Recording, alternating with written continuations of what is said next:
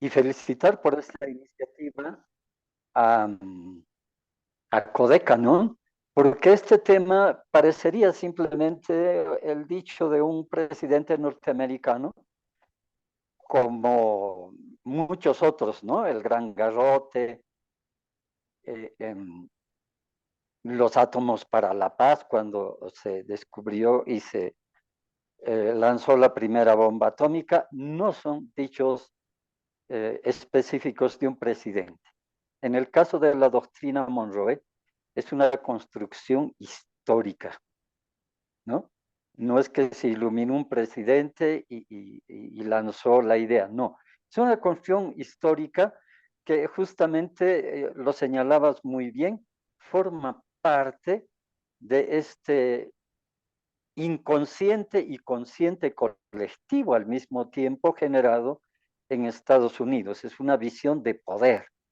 Y podemos decir que este pensamiento es geopolítico en la medida que ya Thomas Jefferson lo había planteado cuando dijo que Estados Unidos tenía todo un continente para sí mismo. Esa es una de las primeras ideas que luego van a formar parte de esto que se atribuye a James Monroe, pero en realidad lo dijo otro presidente, Quincy Jones, ¿no? Adams Quincy Jones. Entonces, es toda una construcción histórica que tiene que ver con el proceso colonial en Estados Unidos, la forma en que se va construyendo la historia norteamericana y estos designios, eh, por ejemplo, con mucho de misticismo a partir de la religión católica, en este destino manifiesto de esta tierra prometida que encontraron los luteranos, puritanos, todos los que vinieron no expulsados, como muchos pensamos de Europa, sino que en su lectura es los designios de Dios. Dios ha querido que salgamos de Europa y lleguemos a esta nueva tierra prometida. Entonces, tú ves, hay mucho de este concepto religioso de la tierra prometida, de el prosperar, hacer próspera esta tierra, las ideas que luego van confluyendo en la guerra de independencia de Estados Unidos, que van construyendo esta forma de pensamiento que luego se va a conocer como la doctrina Monroe.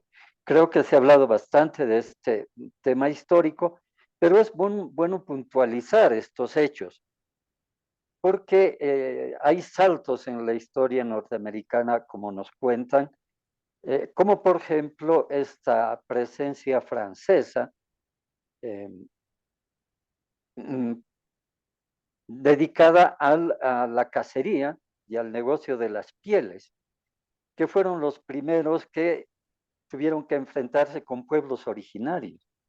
¿Qué fue de los pueblos originarios en en este histórico desarrollo de Estados Unidos? No son solamente las películas de Hollywood que nos cuentan eh, estos grandes próceres norteamericanos que luchan contra los salvajes, ¿no? Sino que esta es una constante desde la llegada de Ponce de León a estas tierras, ¿no? Tenemos que preguntarnos cómo, siendo los españoles que llegan primero, luego va a aparecer como una hegemonía en las colonias inglesas, por ejemplo, las famosas 13 colonias. ¿Qué pasó? ¿Cómo se desplazaron a los franceses, a los holandeses que habían llegado antes? Y se constituye en estas 13 colonias base de lo que va a ser después Estados Unidos. Hay una historia de muerte, de guerra, de violencia contra los pueblos originarios. Sobre esos cimientos es que se crea Estados Unidos. Y este proceso histórico también tiene esta construcción colectiva de poder que se resume en esta famosa doctrina Monroe. Creo que ese es el telón de fondo que hay que analizar, Por supuesto que sí. Pues muchas gracias. Son 9:13 minutos, amigas y amigos. Gracias por seguirnos a través de los canales de Radio Victoria, Villa La Soberana, Codeca, Guatemala, Rondas Campesinas, al carajo.org en Colombia, pero también Minca Comunicaciones en Argentina. Y esperemos en Bolivia también ingresar a través de algún canal. Ojalá que podamos concretar ello, estimado a Antonio Abad. Antonio Abad es uno de los investigadores intelectuales, lo que Gramsci llamaría orgánico, aunque no somos de esas ideas, yo lo llamo más un pensador comprometido, fuera del asfalto y dentro del asfalto, acrisolado en las luchas. Me consta porque fue una de las pocas personas cuando yo llegué a Bolivia, encontré un teléfono, me llamé y me dijeron, nos reunimos frente a la universidad. ¿Sí? Y nos tomamos un tecito. Recuerdo todavía aquello y ojalá que lo repitamos, estimado Antonio. Aprendemos mucho de usted y usted nos ha acompañado ya por 2 o 3 veces en esta pantalla. Don Antonio, volviendo al tema de la cuestión que nos interesa.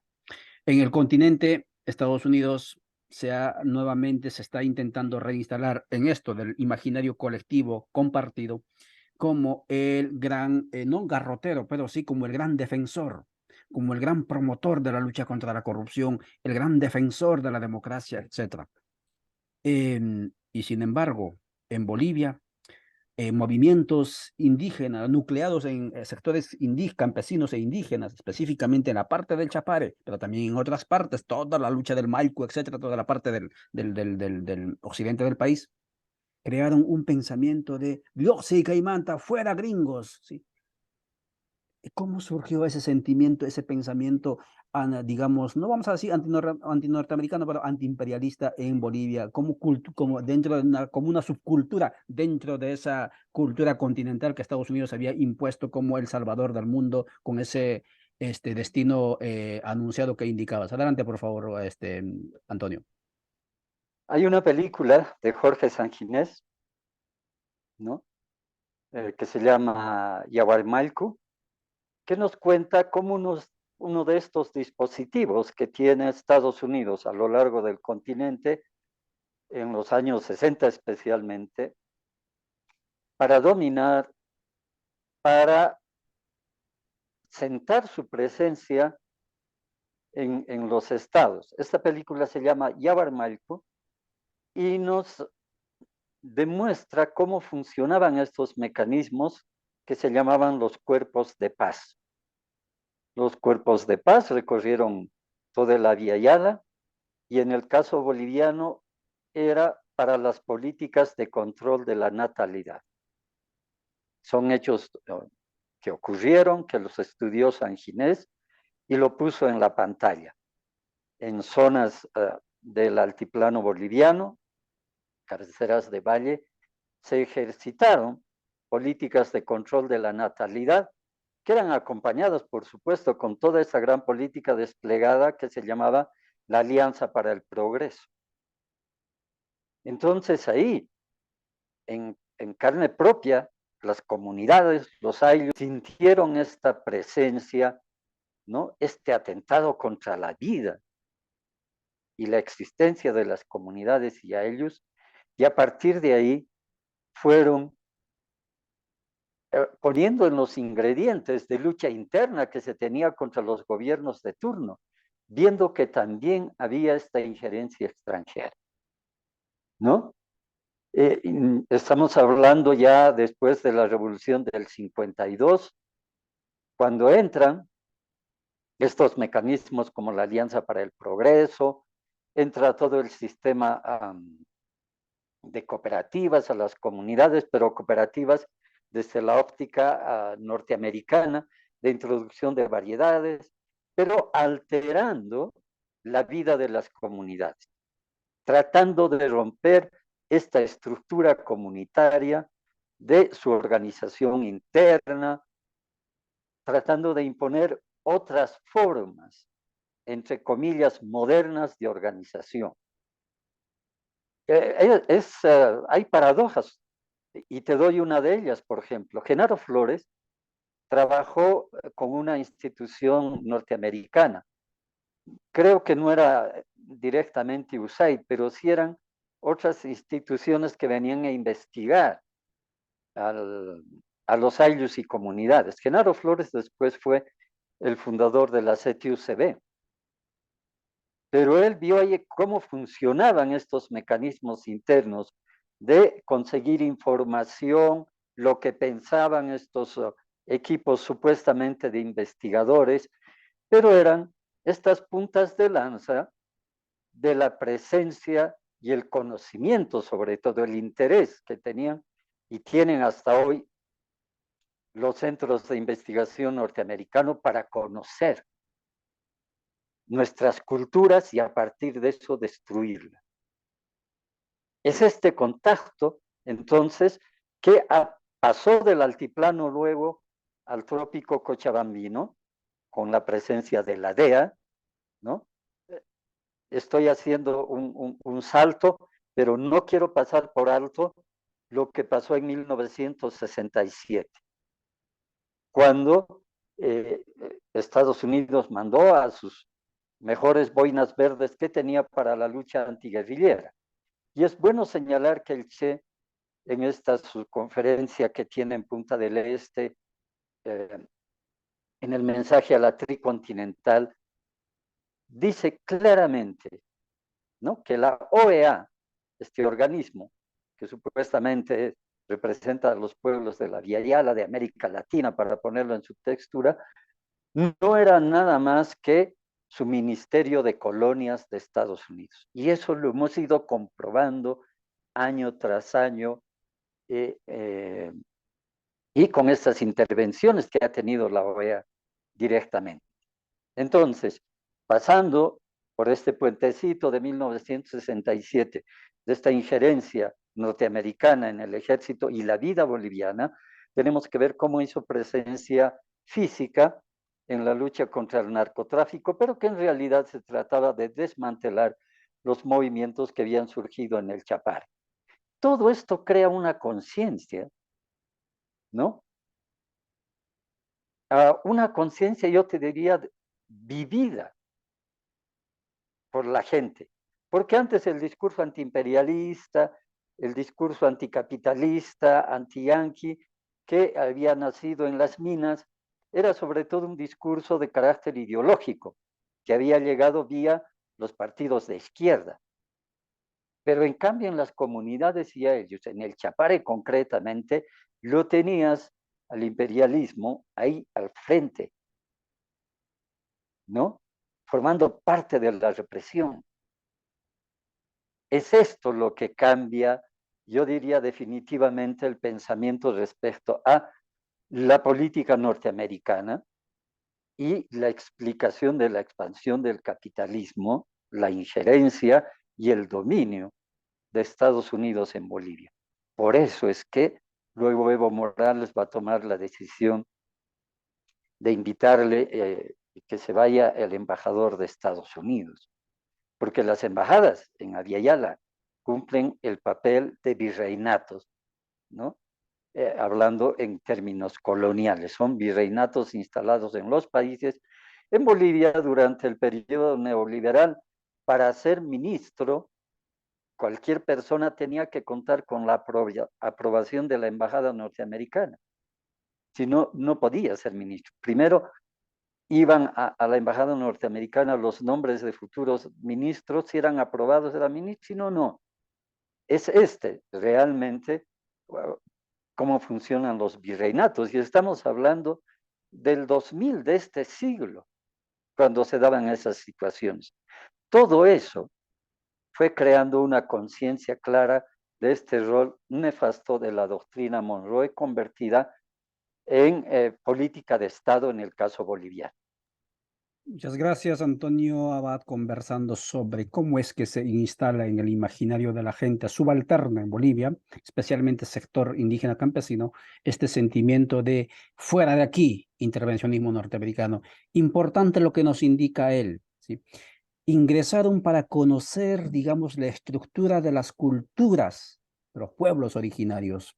¿Y para qué ingresaron? O sea, fíjese, la antropología norteamericana, la última antropología, y esa antropología que nos llama a nosotros etnias, esa antropología del siglo XIX, finales del siglo XIX y siglo XX, ¿sí? Viene de los Estados Unidos y se han distribuido antropólogos, etnólogos por todas partes del mundo, incluyendo África, y han estado estudiándonos, ¿sí? Y es así como entraron en Bolivia estudiándolos, igual que aquí en Guatemala. Nos identifican cuáles son nuestras limitaciones, nuestros vacíos, nuestras necesidades, y allí nos detienen. En Guatemala, en el caso, por ejemplo, la USAID, ¿qué es lo que hace?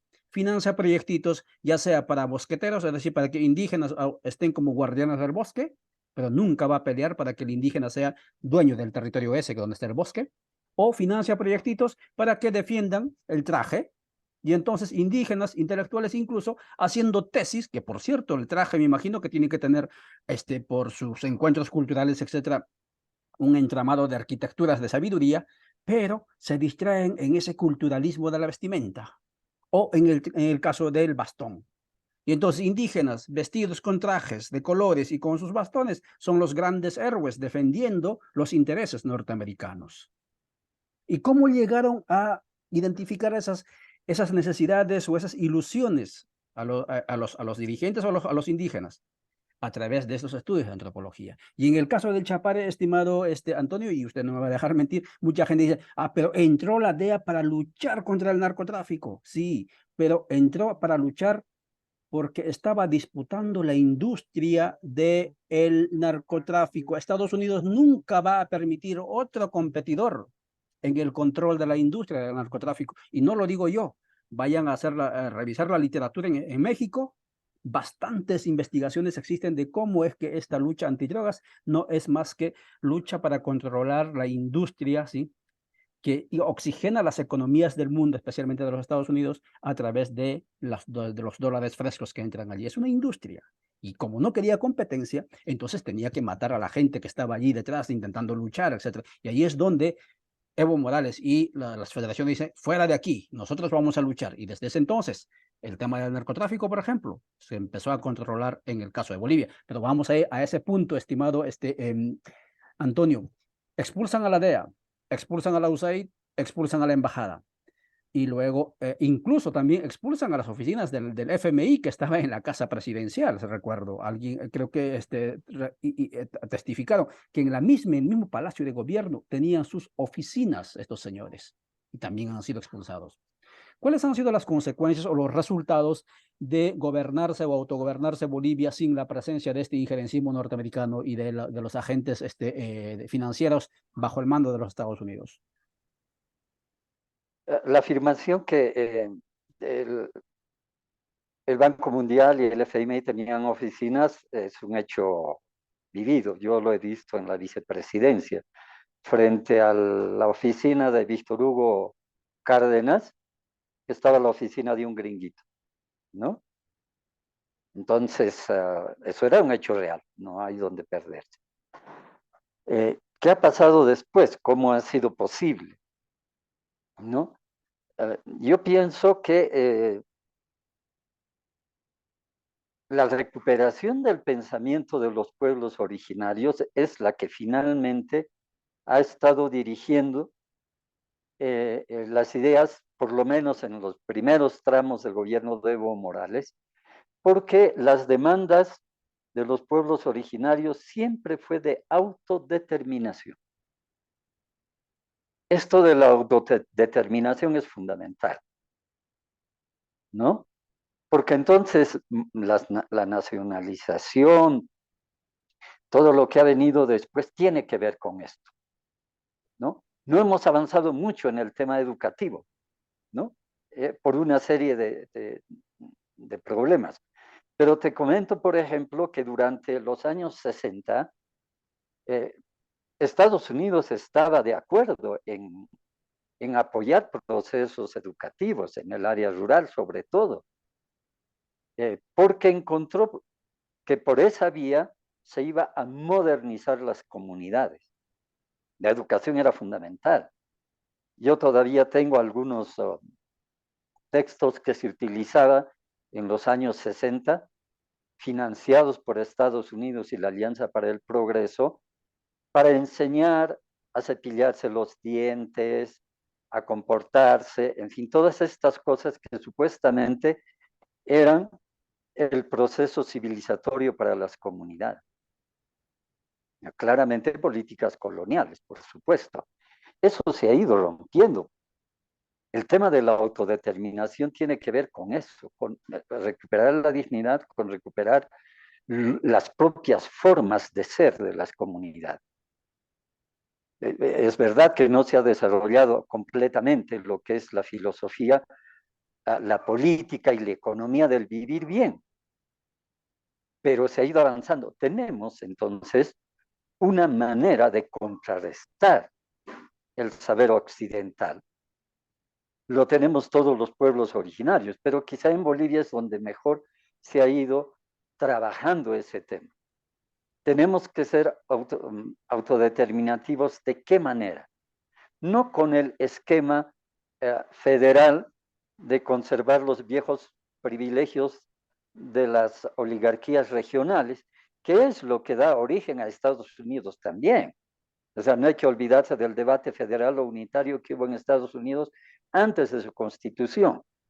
Pero en esa constitución no se está debatiendo principios ideológicos, se está debatiendo intereses económicos, porque ya estaban ubicados, ¿no?, las oligarquías regionales en todos los sectores que formaban las famosas 13 colonias. Ya eran poderes económicos que se estaban disputando ese nuevo Estado. Entonces, cuando aquí en Bolivia todavía existen estos ecos del federalismo, lo están haciendo tomando en cuenta esos viejos principios, ¿no? Frente a esa mirada de organizar el Estado, está esta otra de los ayllus y comunidades. El vivir bien, ¿no?, aceptó, por ejemplo, el tema de las autonomías indígenas como autodeterminación y le pareció una buena idea, por eso está en la Constitución. Pero después esto ha sido desfigurado por algunos intereses regionales, algunos ministros que no respondían completamente a la mirada de comunidades y ayllus, eso hay que decirlo, porque todavía estamos en disputa de esos espacios. No vamos a cambiar el Estado colonial, por ejemplo, en Bolivia, en un lapso de 10, 20, 30 años. Es difícil, estamos en ese periodo de transición y lo que ha ocurrido en el 2019, lo que está ocurriendo hoy, son los elementos de transición que tenemos que saber afrontarlos, ¿no? Y para eso hay que tener una solidez en términos ideológicos, recuperando todo el tema del vivir bien, la ideología, la economía, la organización, ¿no? Esa solidez ideológica que nos va a fortalecer en esta afirmación de identidad política, económica, pero también en relación a lo de afuera. Es un proceso doble el que estamos viviendo desde la aprobación de la nueva Constitución. No es el nacionalismo repetido de los años 50 como muchos creen, ¿no? Estamos caminando realmente en la construcción de un Estado diferente, que lo hemos denominado plurinacional. Ese es el horizonte, y en ese horizonte no encuentra cabida políticas de dependencia.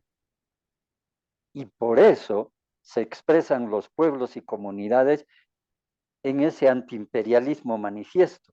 No es el viejo antiimperialismo de los dogmas de la izquierda de los años 50, 60, no. Es otro tipo de antiimperialismo que tiene que ver con un proyecto propio. Y ese proyecto propio se llama Estado plurinacional. Por supuesto que sí, Estado plurinacional que está en proceso de construcción y como muy bien lo dice Antonio Abad desde Bolivia, porque ojo, don Antonio no es una persona que está analizando, que está reflexionando fuera del material de construcción, está dentro del material de la construcción, está en ese proceso de construcción, él es parte de ese proceso, nos consta, ¿no?, por las evidencias que se van difundiendo, está en los procesos de formación, de reflexión, de acompañamiento, fortalecimiento organizativo, etcétera. Y claro, si usted se pregunta si algunas cuestiones simbólicas de la presencia norteamericana en Bolivia, uno, no va a encontrar usted McDonald's, ¿no? Dos, o no sé si ahora entra ya, ¿no? Dos, por lo menos en aquella época cuando yo era estudiante, no, ya no estaba. Dos, no va a encontrar usted los famosos supermercados que están aquí prácticamente acaparando todos los centros de comercio aquí en Centroamérica, y como puede ser la cadena Breismar, puede ser y todas otras cadenas, ¿no? No va a encontrar usted, por ejemplo, el úsalo y tíralo, ¿no? Un modelo de vida, ¿no es cierto?, altamente dañino para el sistema Tierra, ¿no? Y que se llama consumismo, ¿no? No va a encontrar usted, digamos, esos productos, ¿no? Que en buena medida son atractivos y en buena medida también te van afianzando esto de la supremacía culturalista norteamericana a través de ese consumo. Esto no lo va a encontrar usted fácilmente en Bolivia. Esto es también una diferencia en relación al resto de los países. Y obviamente a nivel político, en Bolivia nadie está debatiendo quién tiene visa o quién no tiene visa para los Estados Unidos, como aquí por Centroamérica se debate. Aquí el asunto se determina, se cualifica al actor político o social si acaso tiene o no tiene visa para los Estados Unidos. Si lo tiene, no importa que sea narco, no importa que sea corrupto, es válido, ¿sí? Es potable. Si no lo tiene, entonces está censurado. A ese nivel llega el colonialismo por esta parte del mundo y esto es lo que tenemos que superar. Don Antonio, para ir concluyendo, son 9:33, 34 minutos aquí por Centroamérica. Allí en Bolivia son las 11:34. ¿Cuál es el mensaje que usted da desde Bolivia para el continente, para los pueblos, para los movimientos que van luchando por este proceso de la descolonización y de la decolonialidad? Adelante, por favor. Yo pienso que hay que entender bien en qué tipo de relación estamos, ¿no? El tema del destino manifiesto norteamericano es una construcción histórica, ¿no? Por lo tanto, no es solamente la idea de unos locos. Eso tenemos que comprenderlo muy bien. Es bueno conocer con quién nos estamos enfrentando, cómo es él, ¿no? Así como a nosotros nos estudian hasta quieren saber por qué comemos diferentes cosas, tenemos que conocer muy bien a quiénes nos estamos enfrentando. Bueno, ya lo dijo el viejo o maestro del arte de la guerra, ¿no? Entonces hay que conocer bien al enemigo. Por eso es que hay que leer un poquito sobre cómo ese país, como Estados Unidos, se convirtió en lo que es ahora, un poder imperial, ¿no? Entonces, ese conocimiento también nos va a ayudar a trabajar sobre eso. Eh, por otra parte, el 2019 en Bolivia y lo que acaba de pasar en la Argentina son estas pulsaciones de esos retornos. Cada vez hay estas pulsaciones de retorno a un régimen colonial, modernizador, occidentalizado, por supuesto, y nosotros estamos en plena resistencia frente a eso. Y tenemos que cada vez tener mejores elementos para que esta resistencia se vaya convirtiendo en victorias. Así como Inglaterra, ¿no? Trató de retomar las colonias españolas, tratando de invadir Chile, Venezuela, tratando de invadir Argentina, y hubo resistencia del pueblo, ¿no? Del pueblo, más que de las autoridades. Estas luchas se libran así, porque estamos además en una lucha de tipo cultural, de pensamiento. En la medida que nosotros reforcemos la identidad, en la medida que reforcemos los bastiones culturales que nos quedan, que tenemos fuertes, vamos a hacer de la resistencia una victoria. Creo que ese es uno de los mensajes, sobre todo para los pueblos originarios, porque este es el actor político que ahora recorre a Yala. Es este actor que se está reconfigurando, reconstruyendo en cada momento, y tenemos que, entre todos, ¿no? Porque hay que olvidarse un poco las fronteras, viendo un horizonte para todos, ¿no? No se trata simplemente de que nos vaya bien en el caso boliviano y que logremos ciertos triunfos. No, los triunfos aislados no cuentan. La geopolítica de dominación está prevista para que no se reproduzcan estas actitudes contestatarias y por eso hay que hundirlas, hay que frenarlas. Por eso es lo que ocurrió en Bolivia el 2019, ¿no? Y esto ha hecho que en Bolivia se vuelvan a reencontrar estas fuerzas proimperialistas, porque esos son, ¿no? Y hay que defender lo que tú decías, hay que defender nuestros mercados, nuestras ferias, que son los lugares de intercambio tradicionales, donde se realiza además una vida social, económica, cultural, frente a esos fríos muros de los malls que existen, pues también si hay en Bolivia, hay estas cadenas interesadas.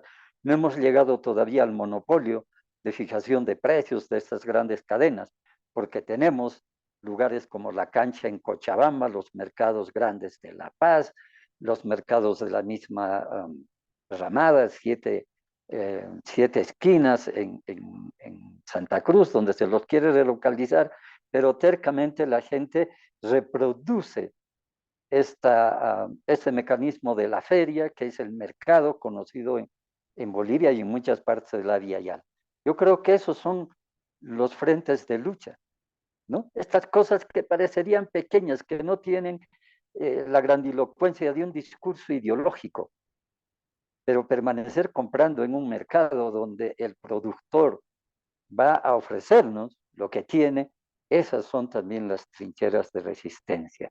Yo podría señalarte esos puntos, Marco. Muchísimas gracias Antonio Abad desde ese lugar mágico, mágico en el sentido no solamente de colores, sino también de ideas. Bolivia habló con nosotros cuando son las 9:40. Cerramos esta entrevista con don Antonio Abad. Mañana a las 5 de la tarde volveremos.